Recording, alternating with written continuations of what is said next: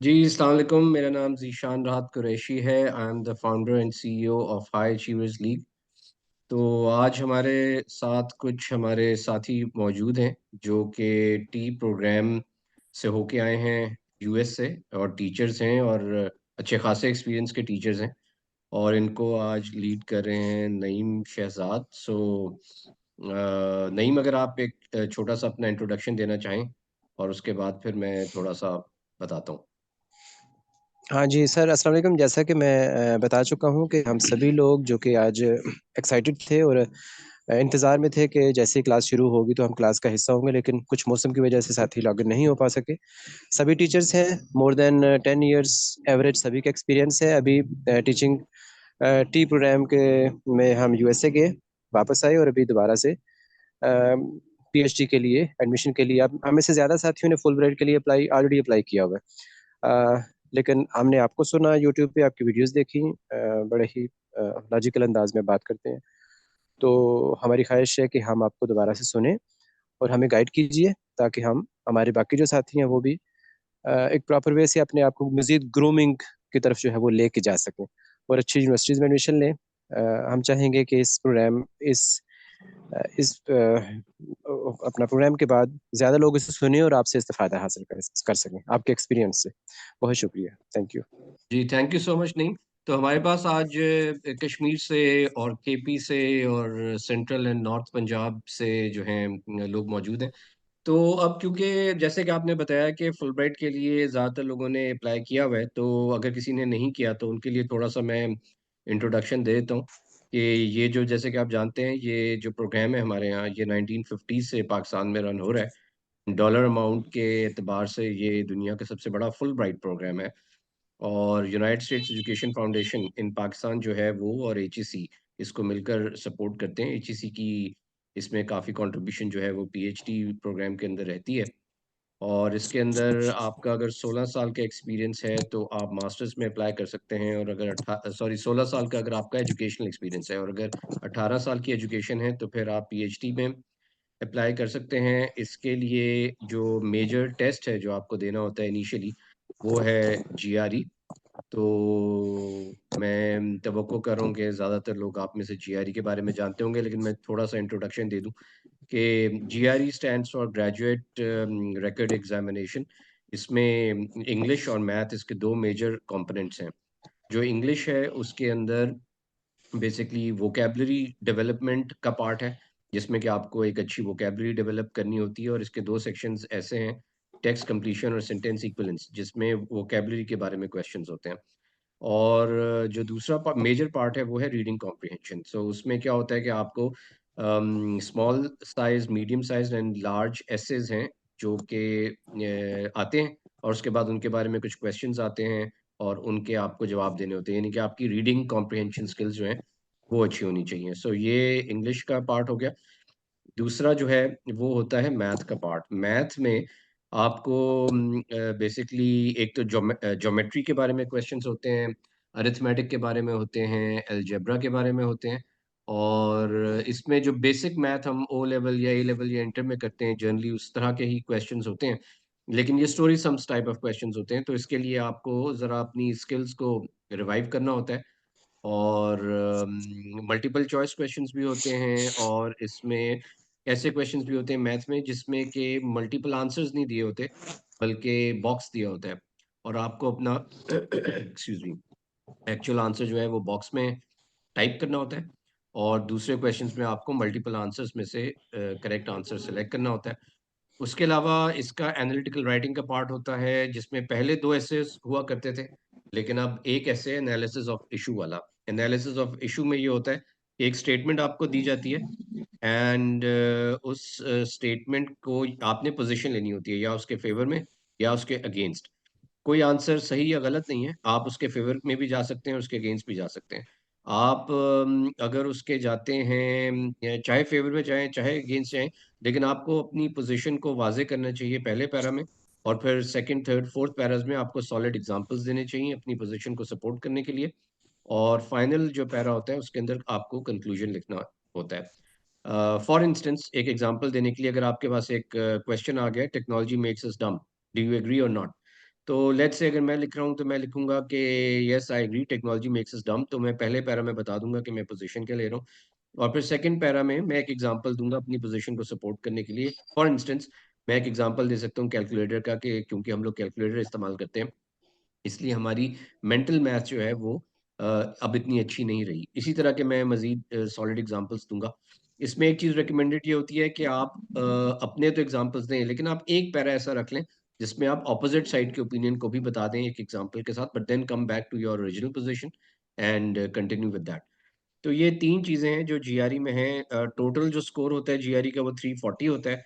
170 in math and 170 in English. पहले 4 घंटे का हुआ करता था जीआरई, अब तकरीबन ये 2 घंटे का एग्जाम हो गया। इसकी इन्होंने नंबर ऑफ क्वेश्चंस कम कर दिए हैं, लेंथ कम कर दी है। और इसमें लोग अक्सर पूछते हैं कि कितना स्कोर चाहिए होता है। सो एक तो मिनिमम होता है जो ये रेकमेंड करते हैं, हर साल तकरीबन चेंज भी हो जाता है। तो लेकिन वो कोई इतना ज़्यादा स्कोर नहीं होता। वो बेसिकली मिनिमम अप्लाई करने के लिए जो चाहिए होता है वो तो कम ही होता है, लेकिन हमें ये नहीं सोचना चाहिए कि उस कम स्कोर पे हमारा एडमिशन या हमारा एक्सेप्टेंस फुल ब्राइट में हो जाएगा। इसमें रिकमेंड हम यही करते हैं कि कोशिश ये करें कि जितना ज़्यादा से ज़्यादा स्कोर ले सकें 300 से ऊपर, जितना ज़्यादा ले सकेंगे उतना ही आपके लिए बेहतर होगा। तो एक तो चीज़ हो गई फुल ब्राइट के लिए जीआरई। दूसरी ये है कि और क्या क्या चीज़ें हैं जिसकी बेसिस के ऊपर ये क्राइटेरिया इनका है कि ये सिलेक्शंस करते हैं। So another thing is essays. So इसके अंदर दो एसेज होते हैं जो आपको एप्लीकेशन के अंदर लिखने होते हैं। एक जो है वो पर्सनल स्टेटमेंट होता है। पर्सनल स्टेटमेंट में यू राइट अबाउट योरसेल्फ, क्योंकि अभी तक उन्होंने आपके साथ कोई इंटरव्यू नहीं किया, वो आपको जानते नहीं है, तो उन्हें कैसे पता चलेगा कि आप कौन हैं, आपने लाइफ में क्या फेस किया है और कैसे आप इस मकाम तक पहुंचे हैं जहाँ पे आप आज हैं। तो इसमें generally you need to write about yourself, आपने क्या चैलेंजेस फेस किए लाइफ में, कैसे उनको ओवरकम किया, things like that. So that's the personal statement ऐसे। और जो स्टडी रिसर्च ऑब्जेक्टिव होता है उसमें आप अपनी फील्ड के बारे में लिखते हैं कि आपने जो फील्ड चूज की है वो क्यों की, और उसमें अभी तक आपकी क्या अचीवमेंट्स हैं, आप उसमें आगे क्या करना चाहते हैं, और क्या आप उसमें रिसर्च करना चाहते हैं, क्या पढ़ना चाहते हैं, क्यों पढ़ना चाहते हैं, क्या कंट्रीब्यूट करना चाहते हैं पाकिस्तान वापस आने के बाद।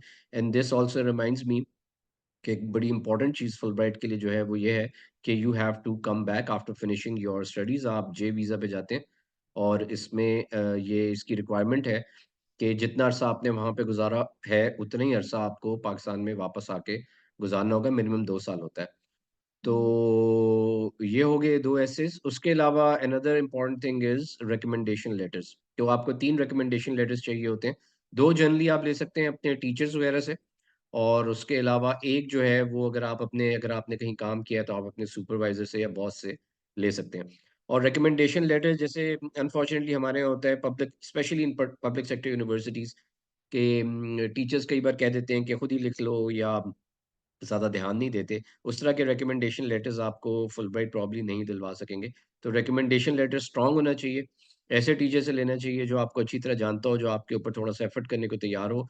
और ज़ाहिर है हर टीचर के पास बहुत से स्टूडेंट्स आते हैं, हर चीज़ उन्हें नहीं याद रहती।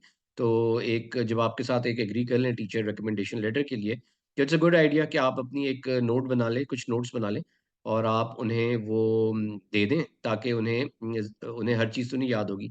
तो उसमें आप उन्हें बता दें आपने कौन से कोर्सेज़ उनके साथ किए, क्या सीजीपीए था, क्या किन प्रोजेक्ट्स पे काम किया, क्या आपकी उसमें कंट्रीब्यूशन थी, ताकि उनको याद रहे। तो recommendation letters should be strong as well. उसके अलावा आपका कोई भी एक्सपीरियंस है, कोई भी रिसर्च आपका रिसर्च एक्सपीरियंस है, तो वो चीज़ें आप उसके अंदर लिख सकते हैं। अ, उसके अलावा जो है एप्लीकेशन के अंदर वो ये भी पूछते हैं कि आप 3 इंस्टीट्यूशंस का बताएँ जहाँ पे 3 प्रोग्राम्स का जहाँ पे आप आइडियली पढ़ना चाहेंगे। तो ये 3 प्रोग्राम्स जो हैं, ये 3 या 4 जितने भी उन्होंने पूछे हों, ये ज़रूरी नहीं होता कि आपको अगर फुलब्राइट में आप एक्सेप्ट होंगे, तो वहीं पे आपका एडमिशन होगा। लेकिन वो आपके इंटरेस्ट को जानने के लिए पूछते हैं, ये देखने के लिए पूछते हैं कि क्या आप रिसर्च कर रहे हैं ऑलरेडी प्रोग्राम्स वगैरह पे। तो अगर उनमें से कहीं आपकी एक्सेप्टेंस बाद में आ जाती है तो वेल एंड गुड। अगर नहीं भी आती तो आपको परेशान होने की ज़रूरत नहीं है, because there are more than 4,700 universities in US, और हर यूनिवर्सिटी की हर प्रोग्राम की अपनी यूनिक स्पेशलिटीज़ होती हैं। अनफॉर्चुनेटली पाकिस्तान में जैसे कि हम दूसरी चीज़ों के बारे में ब्रांड कॉन्शियस हैं, इसी तरह हम यूनिवर्सिटीज़ के बारे में ब्रांड कॉन्शियस हैं। हर कोई हार्वर्ड, प्रिंसटन, येल जाना चाहता है। लेकिन हमें इस बात को समझना चाहिए कि हर प्रोग्राम की एक अपनी ख़ासियत है। तो हमें उस चीज़ को देखना चाहिए। हर कोई तो 1 या 2 यूनिवर्सिटीज़ में नहीं जा सकता। तो ये हो गया, तो ये जो मैंने आपको अप्रोच बताई है, इसमें ये भी है कि आपकी एप्लीकेशन कंप्लीट होनी चाहिए जो आप फिल कर रहे हैं। तो ये जो मैंने आपको अप्रोच बताई है, इसको कहते हैं होलिस्टिक अप्रोच। होलिस्टिक अप्रोच का मतलब ये होता है कि कोई एक चीज़ नहीं इस चीज़ के रिज़ल्ट तक जाती कि जैसे कि जीआरई में बहुत ही अच्छा स्कोर है, तो सिर्फ़ वही देख के आपको एडमिशन मिल जाएगा। ऐसा नहीं होता। आपके जीआरई को भी देखा जाएगा, कुछ परसेंटेज वेटेज उसकी होगी, कुछ आपकी जो है जो आपने एसेज़ लिखे हैं, उसकी होगी। कुछ आपकी जो रिकमेंडेशन लेटर्स हैं, उनकी होगी। तो all these things do matter. और फिर जो आप किस चीज़ में करना चाहते हैं, क्यों करना चाहते हैं, वो सारी चीज़ें जो हैं, वो मैटर करती हैं। तो वन्स आप लोगों की एप्लीकेशंस जब रिव्यू हो जाती हैं और उसके बारे में शॉर्ट लिस्टिंग होती है उसके बाद, फिर आपको इंटरव्यू पे बुलाया जाता है। और इंटरव्यू में फिर आपकी एप्लीकेशन से रिलेटेड आपसे क्वेश्चंस किए जा सकते हैं, आपसे जनरल लाइफ क्वेश्चंस किए जा सकते हैं। तो इट्स वेरी इंपॉर्टेंट कि जो आपने एप्लीकेशन फिल की है, उसके बारे में आपकी टोटल कमांड हो। आपको पता हो कि आपने क्या कुछ उसके अंदर फिल किया है, ऐसे इसके अंदर क्या लिखा है, ताकि उससे रिलेटेड कोई भी क्वेश्चन आए, तो आप उसका जवाब दे सकें। और उसके अंदर you need to be confident and they are looking for well rounded personalities, क्योंकि जैसे कि इसे यूएससीएफपी वाले बार-बार कहते हैं कि ये सिर्फ़ एजुकेशनल एक्सचेंज नहीं है, ये कल्चरल एक्सचेंज प्रोग्राम भी है, कि हमारे लोग यहाँ से वहाँ जाएँ और वो लोग हमारी अच्छी और पॉज़िटिव बातें जो हैं वो सीखें, और जब हम वहाँ जाएँ तो हम उनकी अच्छी और पॉज़िटिव बातें सीखें। So this is also cultural exchange program. तो वो लोग जो अपने मुल्क को, अपने आप को रिप्रेज़ेंट कर सकें, अपनी फैमिलीज़ को अच्छा रिप्रेज़ेंट कर सकें, वो लोग they are looking for such kind of people. उसके अलावा वेल राउंडेड पर्सनैलिटीज़ जो सोशल हैं, अच्छी डिस्कशन कर सकते हैं, गपशप मार सकते हैं। इंटरव्यू में इस चीज़ का अंदाज़ा भी हो जाता है।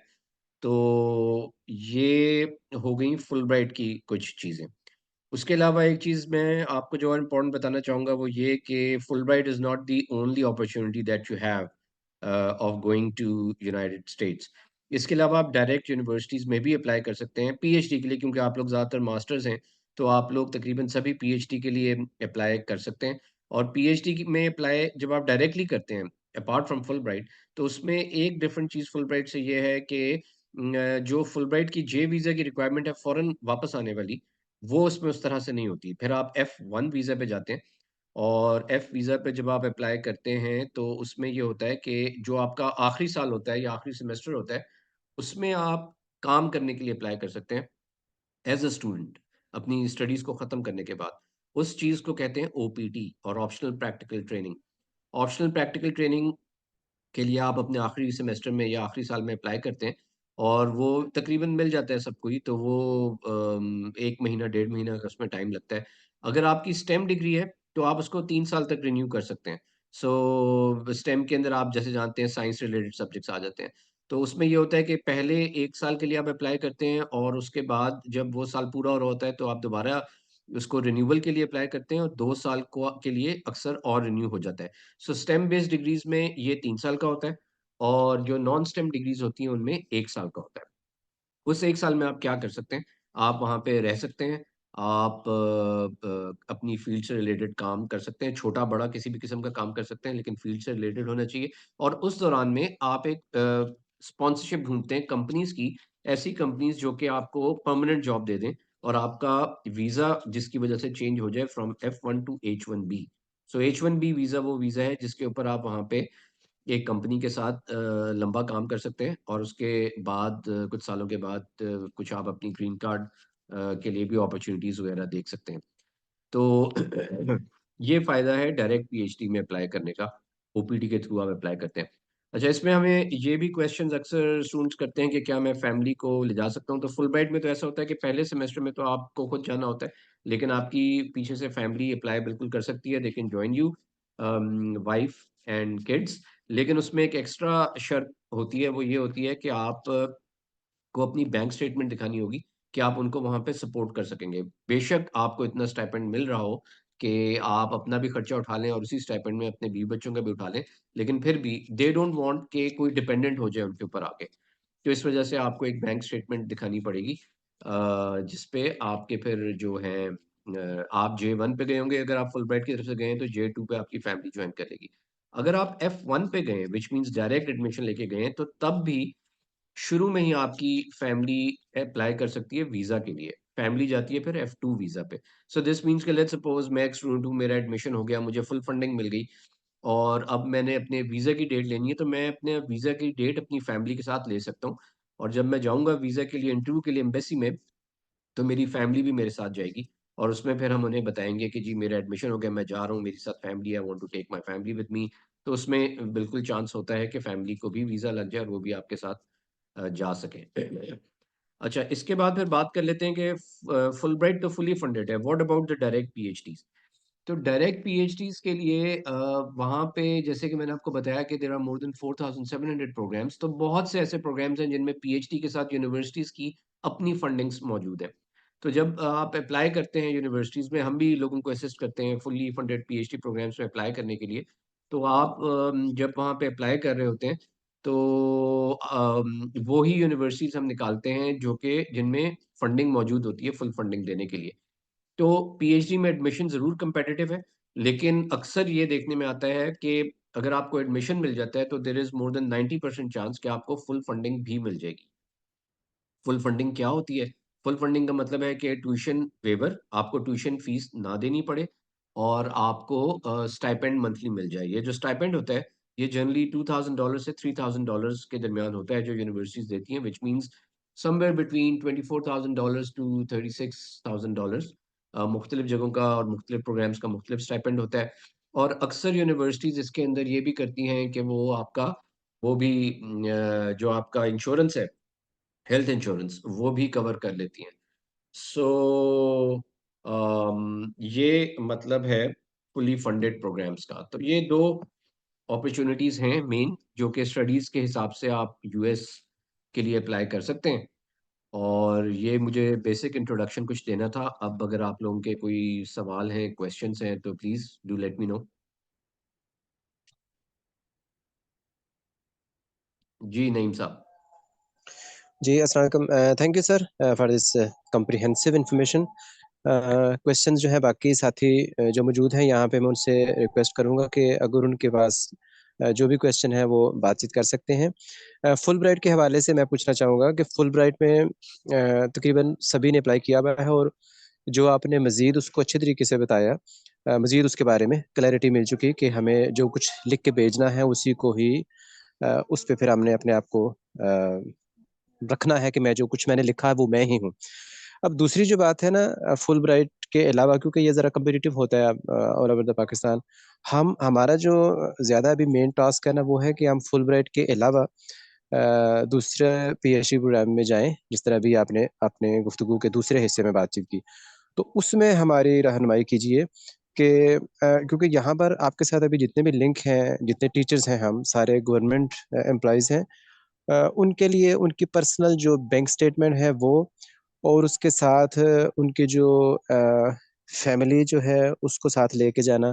और तीसरा, एडमिशन हमारा जिस वक़्त वहाँ पे हो जाएगा, तो समहाउ, क्योंकि कुछ साथियों ने मुझसे कहा कि ऐसे होता है कि यहाँ से एडमिशन हो जाता है स्कॉलरशिप भी, लेकिन जब आप वहाँ पे पहुँचते हैं तो वहाँ पे आपको कुछ मुश्किलात फेस करना पड़ती हैं कि स्कॉलरशिप में कुछ इशू है या so and so. I don't know about this exactly कि क्या सिचुएशन है। तो इसमें ज़रा-सा क्वेश्चन मेरा लंबा हो चुका है, इस पे ज़रा कुछ बताइएगा, फिर मैं बाकी साथियों से पूछूँगा जो कोई क्वेश्चन करना चाहें। Thank you. जी, तो इसमें होता ही है कि जब आप अप्लाई करते हैं ना डायरेक्ट पीएचडी के लिए, तो उसमें ये होता है कि जब वो आपको एडमिशन ऑफर देते हैं सबसे पहले, सो वो एक ईमेल आ जाती है और उसमें आ जाता है कि जी आपको एडमिशन ऑफर हम दे रहे हैं। कई बार वो उसी के अंदर बता देते हैं कि वो साथ आपको जो स्कॉलरशिप है वो कितनी दे रहे हैं, और फिर आपको उनको बताना होता है, एक्सेप्टेंस देनी होती है। वो आप उनको फिर जब एक्सेप्टेंस दे देते हैं, तो वो फिर वहाँ से एक डॉक्यूमेंट भेजते हैं जिसको I-20 कहते हैं। I-20 जो होता है ना, ये आपका बेसिकली टिकट है जो कि आप लेके जाएँगे वीज़ा के लिए। इस पे वो सारी बेसिक इन्फॉर्मेशन होती है।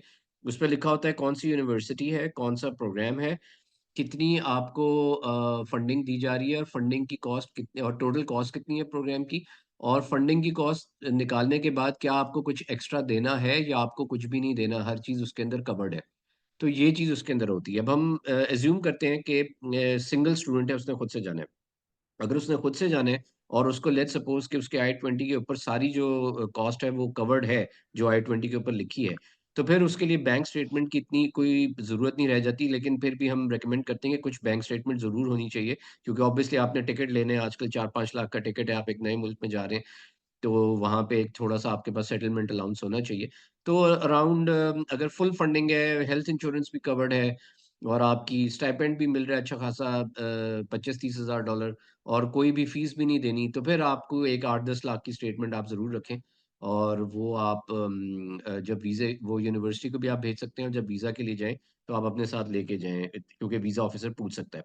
अगर आपकी फैमिली साथ जाना चाह रही है, तो ऐसे बहुत से केसेज़ हैं जहाँ पे उस स्टाइपेंड के अंदर ही फैमिली भी गुज़ारा कर लेती है।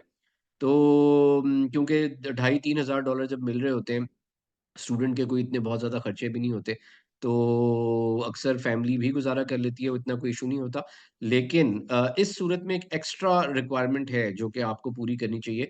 वो ये करनी चाहिए कि बेशक आप वहाँ जाके आपका स्टाइपेंड पे गुज़ारा हो जाए, लेकिन अगर आपकी फैमिली ने भी वीज़ा के लिए आपके साथ अप्लाई करना है, तो उसके लिए आपको बैंक स्टेटमेंट दिखानी चाहिए पहले साल की, ये द बताने के लिए कि जो एक्स्ट्रा खर्चा है वहाँ पे वाइफ़ या बच्चों का, वो आप पूरा करने की सलाहियत रखते हैं। वो बैंक स्टेटमेंट आपको लाज़मी चाहिए होगी क्योंकि वो आपसे पूछ सकते हैं। क्योंकि वो नहीं, जैसे मैंने पहले भी कहा कि वो नहीं चाहते कि कोई बर्डन हो जाए वहाँ पे। तो इस वज़ह से उस सूरत में जब फैमिली ने भी साथ अप्लाई करना है, तो फिर आपको बैंक स्टेटमेंट दिखानी होगी। और वो कितनी दिखानी होगी जनरली देखें, डिपेंड करता है आप किस एरिया में जा रहे हैं। अब वहाँ पे कुछ ऐसी नॉर्थ की स्टेट्स हैं जो काफ़ी महँगी हैं, कुछ साउथ की स्टेट्स जो हैं वो सस्ती हैं, तो थोड़ा-सा आपको देखना पड़ेगा कि कहाँ पे आप जा रहे हैं। और वहाँ पे जितने भी आप फैमिली के लोग हैं वो आप गूगल वगैरह पे भी चेक कर सकते हैं कि जैसे अगर आपके 3 फ़र्ज़ करें डिपेंडेंट हैं, 1 वाइफ़ है और 2 बच्चे हैं, तो आप वो चेक कर सकते हैं कि 3 लोगों की उस स्टेट में या उस सिटी में एवरेज कॉस्ट लिविंग कॉस्ट क्या है।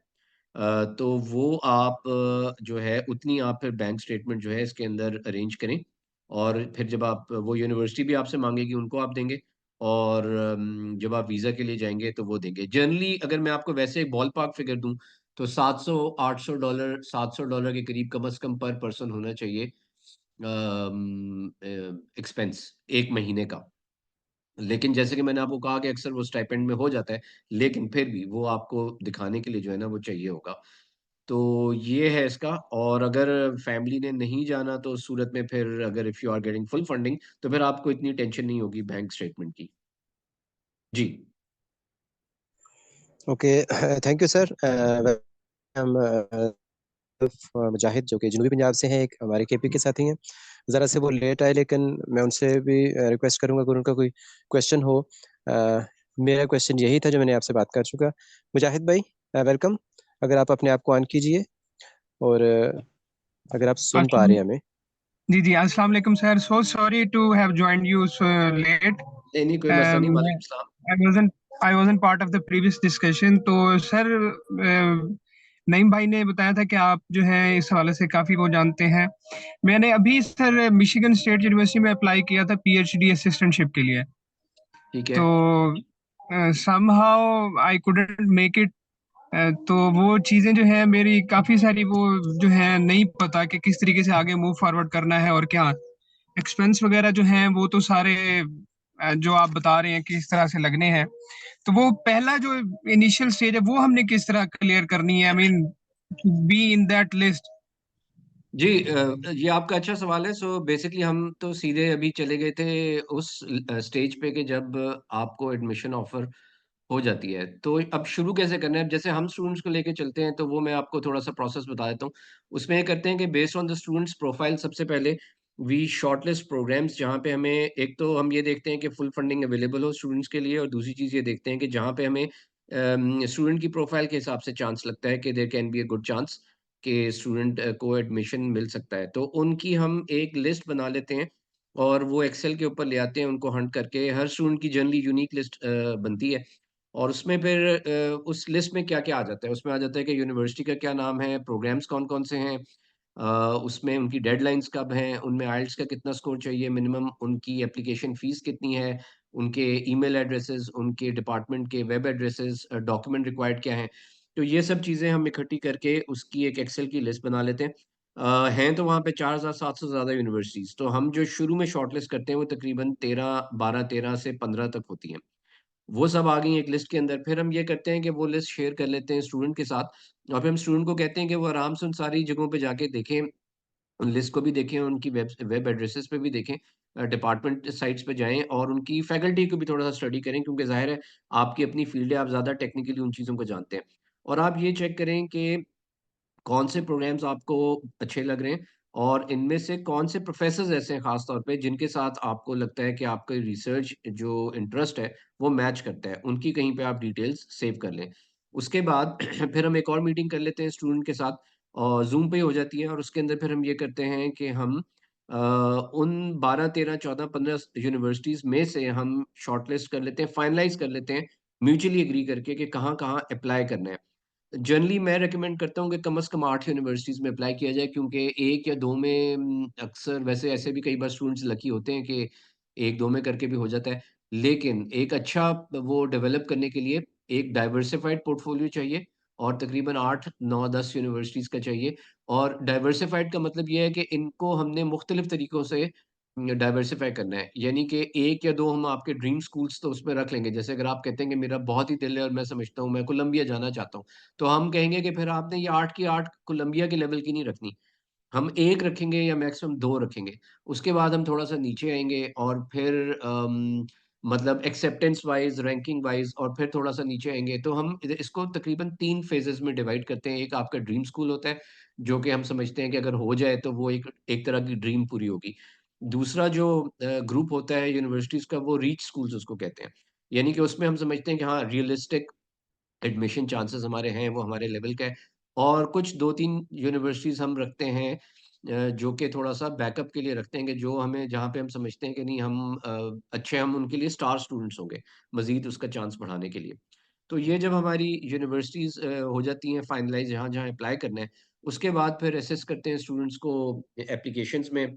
एसेज़ में असिस्ट करते हैं, एसेज़ को जो फर्स्ट ड्राफ्ट स्टूडेंट लिखते हैं, स्टेटमेंट ऑफ पर्पस का, पर्सनल स्टेटमेंट का, उनको रिव्यू करते हैं, एडिट करते हैं।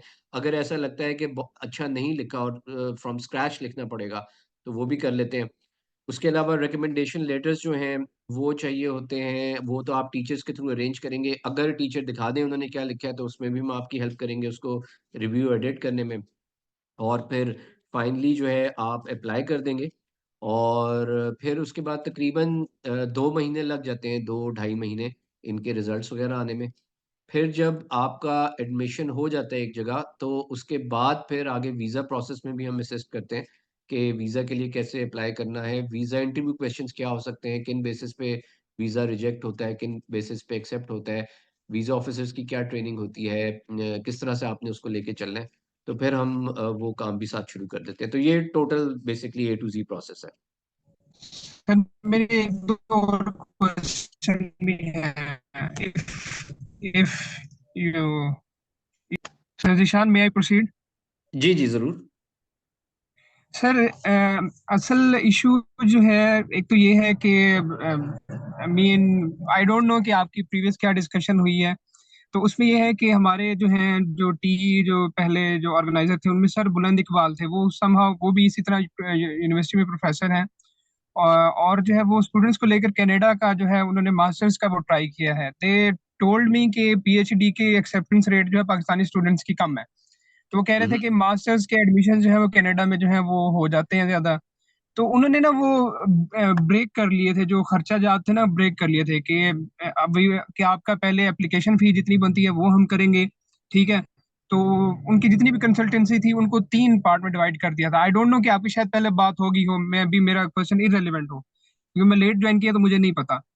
तो वो कह रहे थे कि जब एडमिशन हो जाएगा फिर हम एक कंसल्टेंसी फीस एक और लेंगे, मतलब जितनी वो थी उसको बाय 3 उन्होंने डिवाइड कर दिया था, और तीसरी उन्होंने कहा था जब आपका वीजा इशू हो जाएगा तब लेंगे। टोटल इसी तरह डिवाइड किया था उन्होंने। जी, जी, इज उसमें मैं दिस ये हाउ? करूँगा कि मैं ये नईम साहब को अपना वो दे दूँगा जो है ना सेल नंबर। तो आप में से कोई जी जी। इंडिविजुअली उसके बारे में पूछना चाहे, डिस्कस करना चाहे, तो डेफ़िनिटली वो मैं रिकमेंड करूँगा कि मुझे बेशक अलग से आप कॉन्टैक्ट कर लें। या फिर अगर जी नईम जी साहब ही एज अ रिप्रेजेंटेटिव करना चाहेंगे, वो डिटेल्स लेना चाहेंगे, तो मैं उनके साथ शेयर कर लूंगा। वो भी हमारा 3 इंस्टॉलमेंट्स में ही होता है, 3 स्टेजेस के अंदर होता है।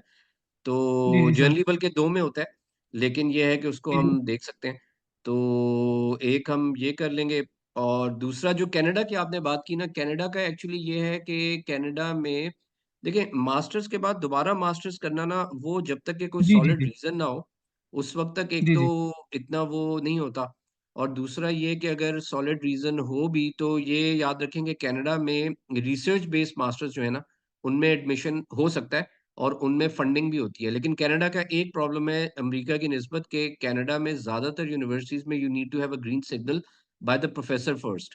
तो प्रोफेसर्स का आपको पता है कि उनको मेल करते रहें, वो जवाब ही नहीं देते, क्योंकि उनको इतनी ज़्यादा मेल्स आ रही होती हैं। सो जनरली हम कनाडा की भी अगर स्टूडेंट चाहे, तो हम ये करते हैं कि 1-2 यूनिवर्सिटीज़ या 2-3 यूनिवर्सिटीज़ उठा लेते हैं इन 8 में या 10 में जो हमने फाइनल की होती हैं, ताकि थोड़ी-सी मज़ीद ज्योग्राफिकली भी डाइवर्सिफ़िकेशन हो जाए। लेकिन वो उठाते हैं जिनके अंदर you don't need a green signal before applying. और हम यूएस यूनिवर्सिटीज़ भी सारी वो उठाते हैं जिनमें पहले आपको प्रोफ़ेसर से लाज़मी नहीं चाहिए येस।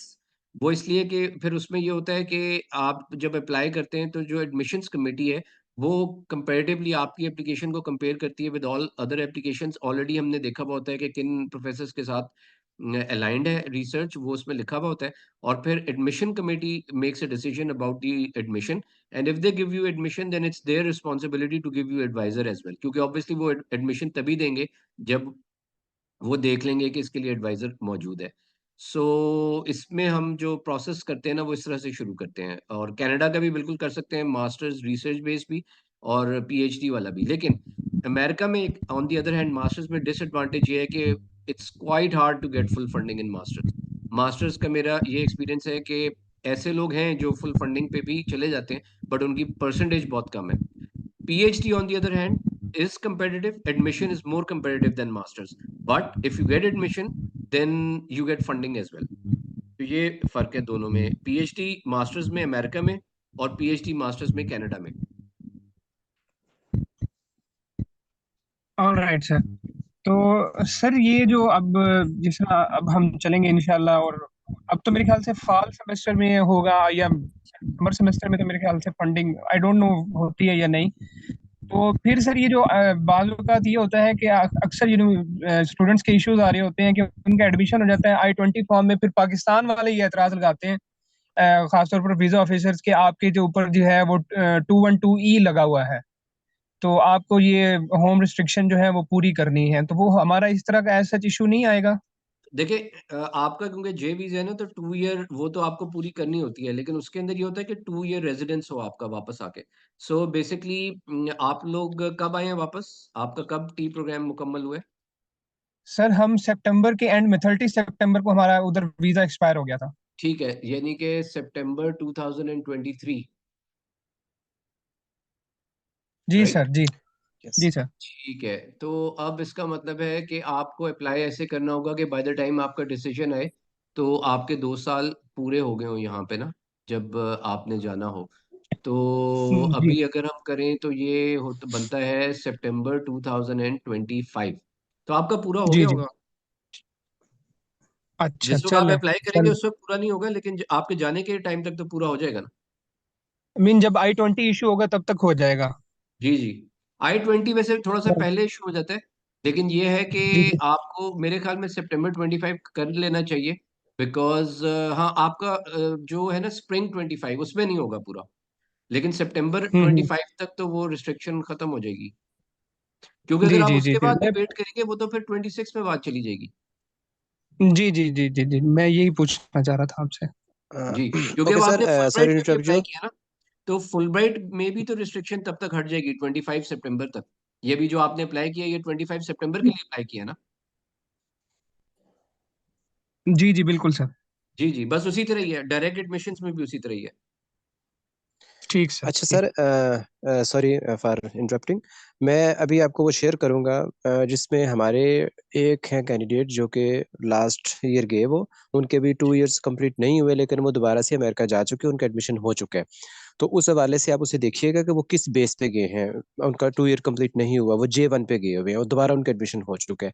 इसमें ठीक है। कुछ क्लैरिटी चाहूंगा कि क्योंकि वो कह रहे थे कि वो स्टेट डिपार्टमेंट की तरफ से हमारा जो पहला J1 का और वो 2 मंथ्स का है। तो क्योंकि ये हमें यूनिवर्सिटी जो है वो फंडिंग दे रही होगी, तो इसकी कंडीशन उस पर लागू नहीं होती। एनी होस वो आप अच्छा। उसको देखिएगा, आप उसको ठीक ठीक। लीगल वे से चेक कीजिएगा। अभी हम जो बातें मैं पूछना चाह रहा था वो सर मुजाहिद ने ऑलरेडी पूछ ली। अफशां अब्बासी हैं हमारे साथ, शफक हैं। तो अफशां अब्बासी, आप प्लीज़ अपने आप को ऑन कीजिए। जो भी क्वेश्चन है वो सर से पूछ लीजिए। और सर से हमने 1 घंटा जो है वो टाइम लिया था, वो तकरीबन होने को है। तो मेरी ख्वाहिश होगी कि ज़रा जल्दी जल्दी क्वेश्चंस पूछ लिए जाए, ताकि फिर सर ने कहीं और अगर कमिटमेंट की हुई है तो वो भी। अफशां, अगर आप सुन पा रही हैं तो अपने आप को, थैंक यू। अस्सलाम वालेकुम। जी, वालेकुम आवाज़ आ सलाम। रही है सर? जी, जी, आ रही है। अम, सर मेरा एक सवाल था, वो ये कि जैसा कि हम पीएचडी अप्लाई कर रहे हैं इंग्लिश के लिए, क्योंकि मोस्टली हम इंग्लिश के टीचर्स हैं, और जी, फुली फंडेड जो होती है अवेलेबल पीएचडी की एडमिशन, वो होती है साइंस सब्जेक्ट्स में, क्योंकि वहाँ पे लैब और दूसरे प्रोजेक्ट्स वगैरह होते हैं। इंग्लिश में हमारे पास जो है ना प्रोजेक्ट्स वो बहुत कम होते हैं, हमारा रिसर्च वर्क ज़्यादा होता है। तो उसमें फुली फंडेड जो है ना यूएस में, जहाँ तक maybe I am wrong, जहाँ तक मुझे आइडिया है वो बहुत कम है। हाँ, आपको डायरेक्ट असिस्टेंटशिप मिल जाती है, जिससे आपको पर मंथ $1800 या $2500 आपको मिलते हैं, जिससे आप जो है वो अपने एक्सपेंसेस को जो है वो कवर कर लेते हैं। ये चीज़ है जो मैंने देखी है, फर्दर आप इस पे गाइड करें। सेकंड थिंग ये कि ज़्यादातर जो यूएस में यूनिवर्सिटीज़ हैं, एक तो उनकी फीसेस होती हैं, दूसरा ये कि जहाँ पर प्रोफेसर्स रिकमेंडेशन होती है, उसको ज़्यादा प्रेफ़र किया जाता है। ये बात सही है या गलत? उस पे भी थोड़ी रोशनी डालिएगा। और फोर्थ थिंग ओ थर्ड थिंग कि मोस्टली यूएस में जो यूनिवर्सिटीज़ हैं, वो बैंक स्टेटमेंट, मतलब बैंक स्टेटमेंट जो है वीज़ा के टाइम आपको देना पड़ता है, क्योंकि वहाँ पर जैसे ही आप जाते हैं आपकी डायरेक्ट स्कॉलरशिप स्टार्ट नहीं होती है। अगर आपको असिस्टेंटशिप नहीं मिली है तो आपके पास बैंक स्टेटमेंट आपके लिए दिखाना मस्ट है, क्योंकि जैसे आप वहाँ जाते हैं तो आपको 1-2 मंथ लग जाता है ताकि सारा प्रोसेस हो। तो उसमें आप कैसे मैनेज करते हैं वो आपको दिखाना पड़ता है शायद। इस पे भी रोशनी दीजिएगा। और फोर्थ थिंग सर मुझे ये मालूम करनी थी कि मैंने ये सुना है कि जो कंसल्टेंट होते हैं वो आपकी एडमिशन और वीज़ा तक ही आपके साथ होते हैं। लेकिन जब आप वहाँ जाते हो तो सम टाइम ऐसा होता है कि आपका वीज़ा लेट आता है, तो आपकी एडमिशन जो है वो पहले हो चुकी होती है, लेकिन आपका सेमेस्टर आगे निकल जाता है, आपको अकोमोडेशन का थोड़ा मसला होता है, वजह से आप डायरेक्टली रिपोर्ट नहीं कर सकते हो। शायद कुछ लोगों की जो बाहर गए हैं उनकी एडमिशन भी कैंसिल हो चुकी है और जो स्कॉलरशिप थी वो भी कैंसिल हुई थी, जिसकी वजह से उनको वहां पर डेली वेजेस पे काम करके और अपनी फीसेस को और अपनी एक्सपेंसेस को जो है वो सपोर्ट करना पड़ रहा था। तो प्लीज इसके बारे में भी आप गाइड कीजिएगा। थैंक जी, यू। ये जो आपने पूछा इंग्लिश का वर्सेस स्टेम, सो बेसिकली यहाँ तक तो बात ठीक है कि आईटी की काफ़ी डिमांड है वहाँ पे, स्टेम की काफ़ी डिमांड है, वो सब चीज़ें तो हैं। लेकिन ऐसा नहीं है कि जो नॉन स्टेम प्रोग्राम्स हैं उनमें नहीं मिलती फंडिंग। अब देखिए फंडिंग जो है ना वो मुख्तलिफ तरह की हो सकती हैं। एक फंडिंग ये हो सकती है कि वो उन्होंने आपको स्कॉलरशिप दे दिया और आपको कुछ नहीं करना। लेकिन ज़्यादातर जो इंटरनेशनल स्टूडेंट्स को, पाकिस्तानी स्टूडेंट्स को जिस किस्म की फंडिंग मिलती है, वो basically research assistant based, teaching assistant based होती है। उसमें क्या होता है कि उसके अंदर भी वो आपकी फीस वेव कर देते हैं, आपको स्टाइपेंड देते हैं, लेकिन आपसे कोई ना कोई वो ऑन कैंपस काम करवा लेते हैं। तो वो आपको हो सकता है आरशिप दे दें, हो सकता है आपको टीएशिप दे दें। सो इट डज़न्ट मैटर आपको वो अगर काम भी करना पड़ रहा है तो दैट्स ओके। आपकी इन द एंड आपकी फीस तो वेव हो रही है ना, और आपकी वो भी आपको स्टाइपेंड भी मिल रहा है, हेल्थ सॉरी इंश्योरेंस भी अक्सर कवर कर सॉरी टू लेते हैं। Interrupt you sir. जी। ये जो असिस्टेंटशिप देते हैं उसमें फिर आपको फीस खुद पे करनी पड़ती है, नहीं, नहीं। तो ये मैंने नहीं, सुना नहीं, है। ऐसा जी। नहीं है। मेरे स्टूडेंट गए हुए हैं, इंग्लिश में भी गए हुए हैं, फुली फंडेड पे गए हुए हैं। They are not paying any fee, और उसके अलावा वो स्टाइपेंड भी उनको मिल रहा है, और उसके अलावा हेल्थ भी कवर्ड है। बल्कि वो एक बड़ा मज़ेदार काम ये है कि उनको ग्रोसरी भी फ्री में मिलती है उनको जो है ना हर हफ्ते की ग्रोसरी यूनिवर्सिटी खुद बना के देती है फॉर द फैमिली। तो एक for instance one student is there, she is there with her husband and child. वहाँ पे बच्चों की स्कूलिंग भी फ्री है। सो हाई स्कूल तक जो इंटरनेशनल स्टूडेंट्स हैं उनके बच्चों की भी स्कूलिंग फ्री है। और ये देखें, ये जो भी चीज़ होगी ना वो क्लैरिटी के साथ आपको पहले पता होगी। ऐसा नहीं है कि आपको कहा कुछ जाएगा और वहाँ जाके कुछ और हो जाएगा, जैसे दूसरे कंट्रीज में इटली वगैरह में सुनने में आया। वो जब I-20 आता है ना, उसके अंदर क्लियरली हर चीज़ लिखी हुई होती है कि कितनी कॉस्ट है, लिविंग एक्सपेंस कितना है, और आपके साथ इवन अगर आपने पहले उनको बताया हुआ है कि फैमिली ने भी आना है, तो वो फैमिली के हिसाब से भी उन्होंने हिसाब लगाया हुआ होता है। और वो उसमें बता देते हैं कि आपकी टोटल फीस कितनी है, आपका रहने का खर्चा अपना कितना है और फैमिली का कितना बन रहा है, और आपको जो एक्स्ट्रा स्टेटमेंट दिखानी है फैमिली की, वो तकरीबन आपको उसको देख के पता चल जाता है कि कितनी बनेगी। अगर आप सिंगल स्टूडेंट जा रहे हैं तो तब अगर वो सारा कुछ उसी के अंदर कवर हो रहा है, तो फिर मैंने उस बात पे कहा था कि थोड़ी-सी एक्स्ट्रा बैंक स्टेटमेंट आपके पास ज़रूर होनी चाहिए, 8-10 लाख की, क्योंकि आपने 4-5 लाख का तो टिकट ही है आजकल। तो वो जो भी चीज़ है ना, आपने इस तरह अमेरिका नहीं जाना कि आपको क्लैरिटी नहीं है और आप वहाँ चले जाएँ। आपको हर चीज़ क्लियर कट आपको यूनिवर्सिटी से पूछनी है, जब आपको ऑफर लेटर आएगा, और आपकी सारी मेजर चीज़ें आपकी I-20 के ऊपर भी लिखी हुई होंगी। So there should not be any ambiguity, क्योंकि एम्बिग्यूइटी के साथ आप इस तरह फैमिली को लेके किसी दूसरे मुल्क नहीं जाते, और जाना भी नहीं चाहिए।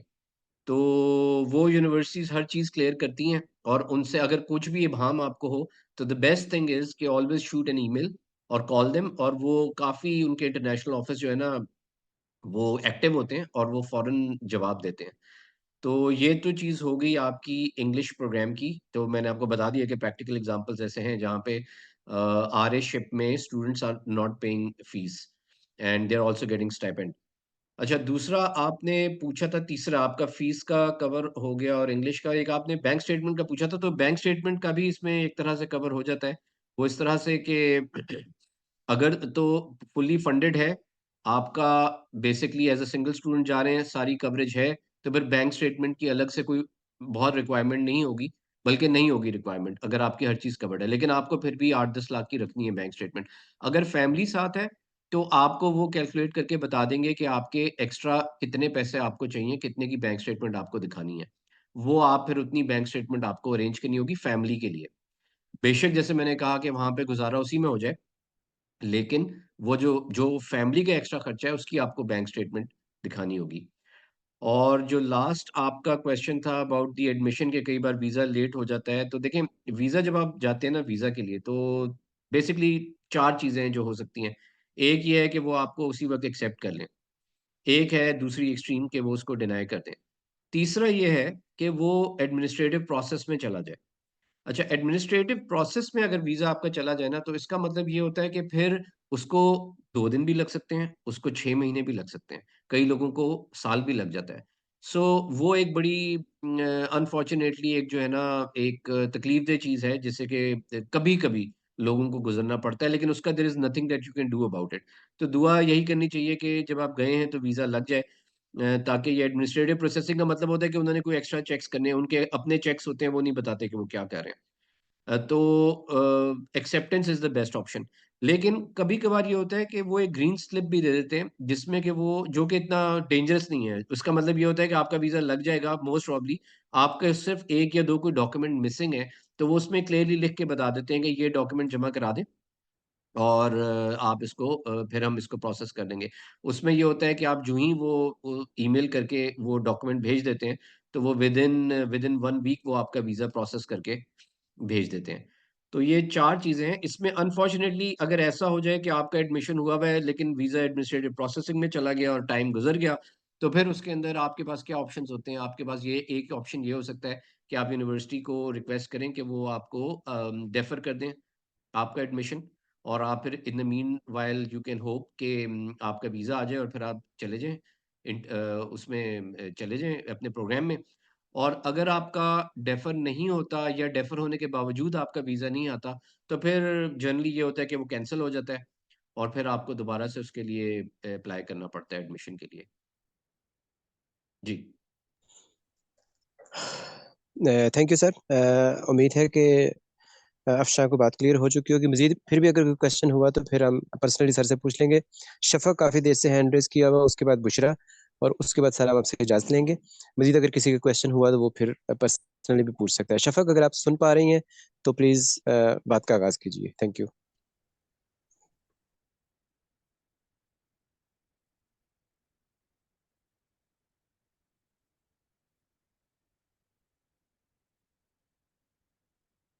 जी शफक, आपको आवाज आ रही है?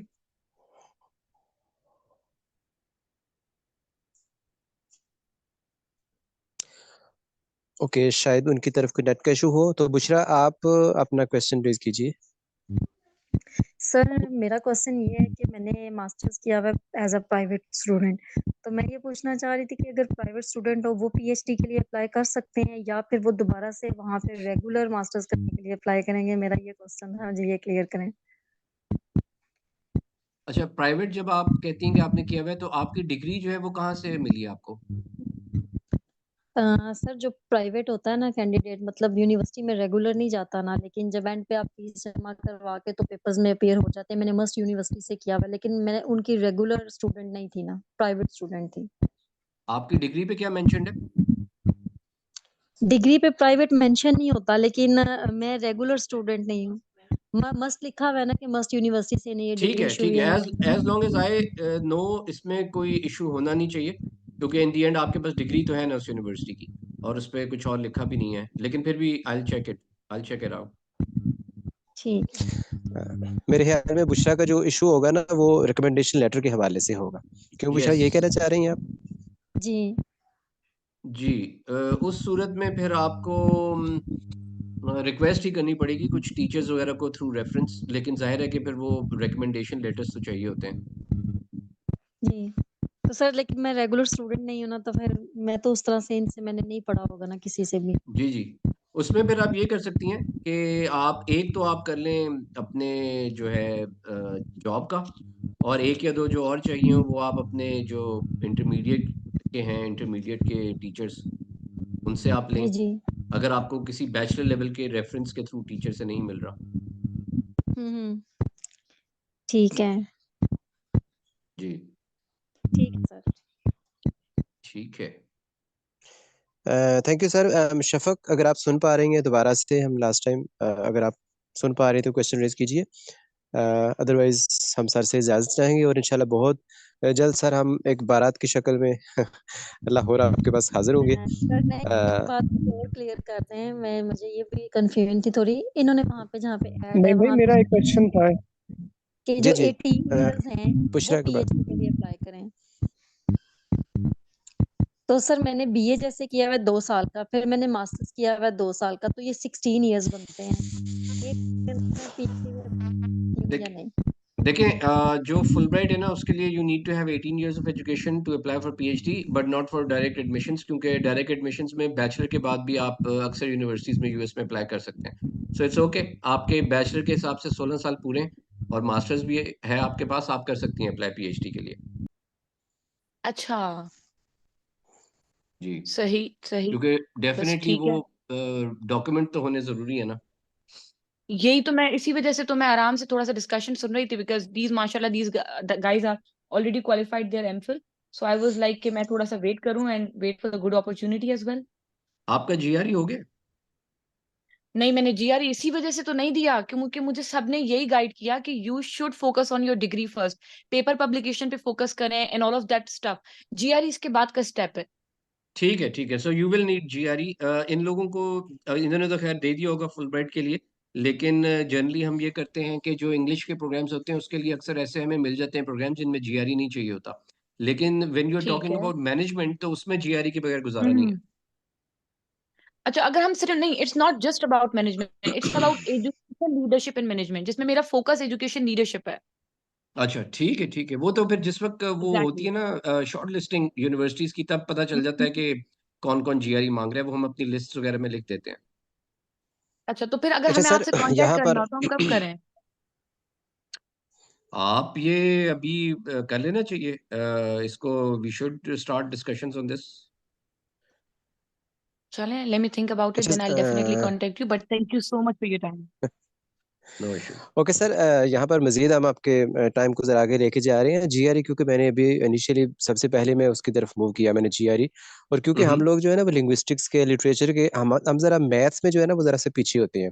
जिस ओके। बंदे का चले बेसिक्स है तो वो सारे का सारा हमारे बेसिक्स ही होता है, लेकिन फिर भी उसके कंसेप्चुअल जो है ना वो नहीं काम चल सकता। तो हमारा जो है ना अगर आइल्स या दूसरा टोफल अगर उस तरफ ऐसी यूनिवर्सिटी में हो जहाँ पर ये दोनों रिक्वायर्ड हो, क्योंकि जो लिटरेचर के बंदे होते हैं वो इसी में ही हो, तो वो ज़्यादा होगा। अगर जीआरई की तरफ जाएँगे तो जीआरई इतना अच्छा स्कोर हम लोग नहीं कर सकते। नहीं, जीआरई तो तो ये एक्चुअली भी एक फुलब्राइट के लिए हो एक जाएगा। मजबूरी थी ना, लेकिन ये है कि व्हेन यू आर हाँ जी, अप्लाइंग डायरेक्टली, तो फिर उस वक्त अगर यस। जो भी कोई स्टूडेंट ऐसे होंगे जिनको जीआरई नहीं देना, तो फिर हम यूनिवर्सिटीज वही पिक करते हैं जिनमें नहीं रिक्वायरमेंट हो।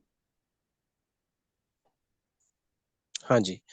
जी जी। Thank you so much sir for your complete comprehensive guide.